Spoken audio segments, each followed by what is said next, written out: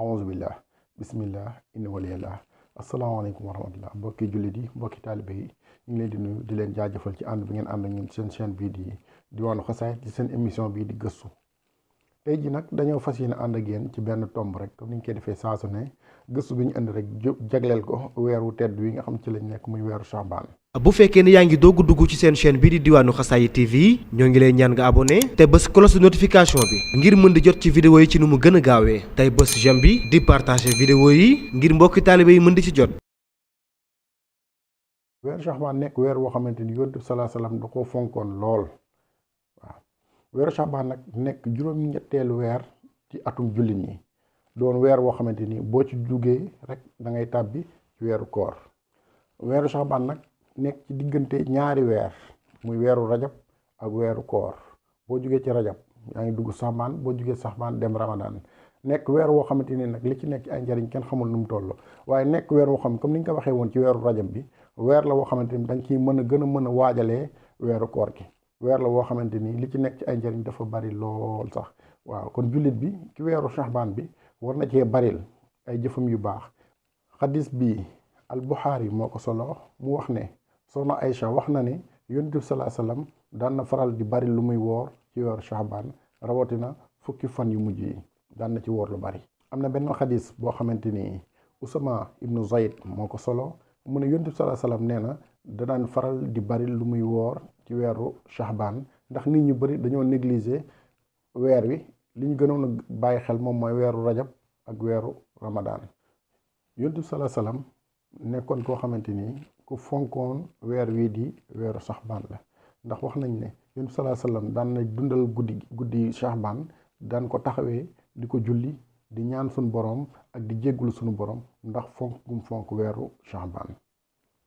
weeru Sha'ban nekk weer woo xamante ni ñu ko waxee woon ci njëlbeen gi rek weer la woo xamante ni ci la ñuy mën a gën a waajalee li nga xamante ni mooy weeru koor kon sopp nañ ci jullit bi muy bëril lu mu ci woor waaye sopp nañ ci muy bëril lu mu ciy julli sopp nañ ci muy bëril lu muy def ay salaatu ala nabi waaye sopp nañ ci tamit muy bëril lu muy tuub di jégglu suñu borom ngir mën a defal xolam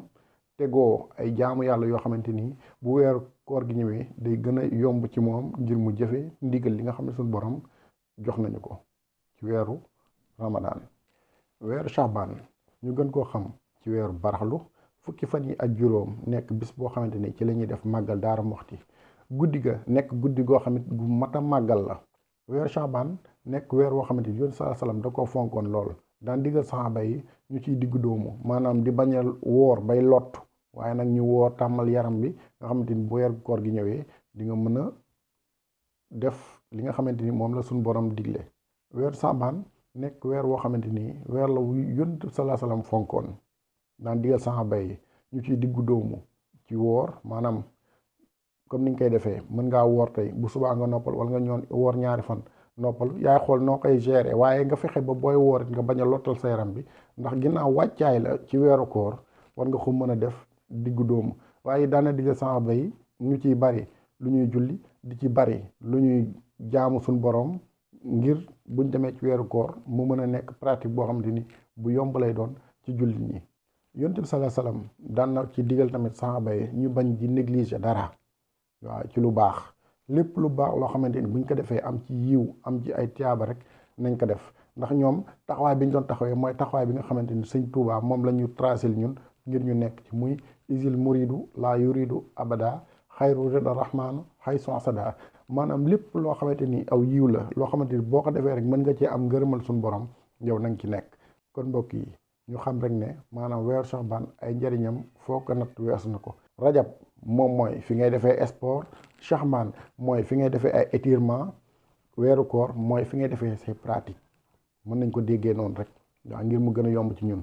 ñu ngi leen di jaajëfal di leen jox dig daje ci beneen émission gëstu asalaamaaleykum wa rahmatullahi taala wa barakaatu. bu fekkee ne yaa ngi doog dugg ci seen chaîne bii di Diwaanu Xasaayid TV ñoo ngi lay ñaan nga abonné te bës cloche de notification bi ngir mën di jot ci vidéo yi ci nu mu gën a gaawee tey bës j'aime bi di partager vidéo yi ngir mbokki taalibe yi mën di ci jot.